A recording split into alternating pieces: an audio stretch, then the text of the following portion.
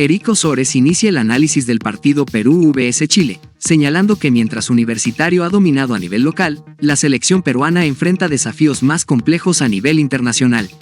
Si bien Perú tiene jugadores talentosos, Osores enfatiza que competir físicamente contra rivales como Chile no es suficiente.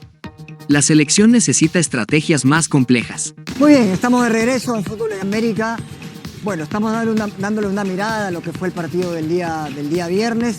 ¿Qué tienes que decir, Oscar? ¿Saben? Lo que pasa es que Fossati como Universitario se acostumbró, y se acostumbró muy bien por supuesto, a doblegar a los equipos rivales, sobre todo en la segunda parte, porque físicamente Universitario, con respecto a la mayoría de equipos del torneo peruano, los pasa por encima. Y no solamente Fossati, sino Bustos. Pero Fossati se dio cuenta de eso. La U físicamente estuvo impecable. Pero Perú... Se destaca que, aunque Perú puede luchar contra equipos físicamente superiores, las diferencias de nivel requieren más que solo esfuerzo físico. A lo largo de su análisis, menciona que la selección peruana debe buscar alternativas para no depender únicamente de la resistencia física.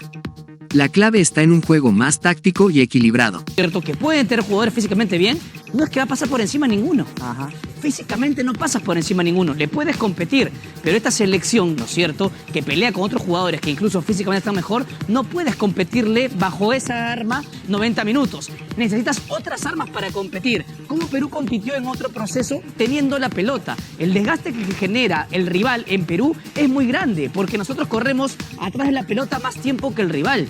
Entonces por eso que muchos de los jugadores que juegan en ofensiva... La conversación continúa abordando los problemas del equipo peruano, el desgaste físico y la falta de eficiencia en la ofensiva.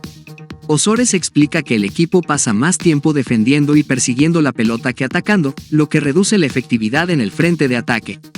La estrategia defensiva no se está transformando en un buen inicio para generar oportunidades de gol. O que intentan jugar en ofensiva no tienen buenos resultados, porque primero están corriendo para marcar y recuperar, y después para tratar de pasar al ataque, el equipo es muy largo.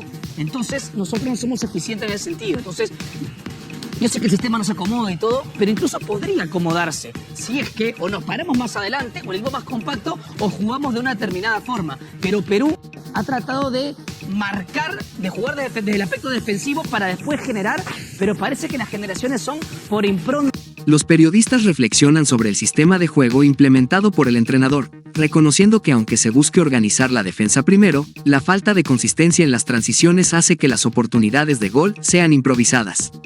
La selección necesita trabajar más en la construcción de jugadas ofensivas, algo que no se ha logrado en los últimos procesos. De nosotros mismos y no por una construcción habitual que se generó también en temporadas pasadas. Por eso es muy difícil para nosotros marcar y por eso no lo ha hecho ningún delantero. Ahora, Oye, además Fossati, el sistema de Fossati no viene solamente de la U, ¿no? Y claro, hay una diferencia enorme. La U en el fútbol peruano somete a cualquier rival en el Monumental porque el 90% de los rivales van al Monumental a tirarse atrás y a proteger el resultado. Eric Osores recuerda cómo, en un principio, criticó la falta de control de balón en el equipo. Sin embargo, reconoce que se estaba armando una plantilla con miras a enfrentar a equipos más fuertes, como Colombia y Uruguay. A pesar de las dudas iniciales, la selección peruana logró sumar puntos en Lima, lo que generó esperanza. Ok, Carlito, ok. Hace un tiempo Fossati había armado y criticábamos mucho el sistema, la forma, no tener la pelota. Pero yo siento que había armado un equipo, una plantilla para afrontar los partidos que venían. Colombia y Uruguay, que estaban un par de peldaños arriba de Perú.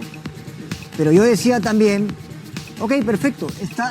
Osores menciona que no anticipaba el desempeño de Perú contra Ecuador, pero destaca que la verdadera prueba era el partido contra Chile. Aquí, la selección debía mostrar un volumen de ataque sólido, tomar decisiones correctas y salir de la zona de confort en la que el equipo se había sentido cómodo, pero eso no sucedió. Armándose para eso, y vaya que hizo un puntaje, hizo 4 puntos en Lima. Yo no contaba Ecuador, de repente, ¿no? Pero no contaba esas salidas que no pintaban bien. Pero mi gran duda era este partido con Chile. A medida que el partido avanzaba, Osores observa que Perú no logró evolucionar en su juego. El equipo no salió de su zona de seguridad y no demostró la capacidad de atacar con fuerza ni de juntar a sus mejores jugadores.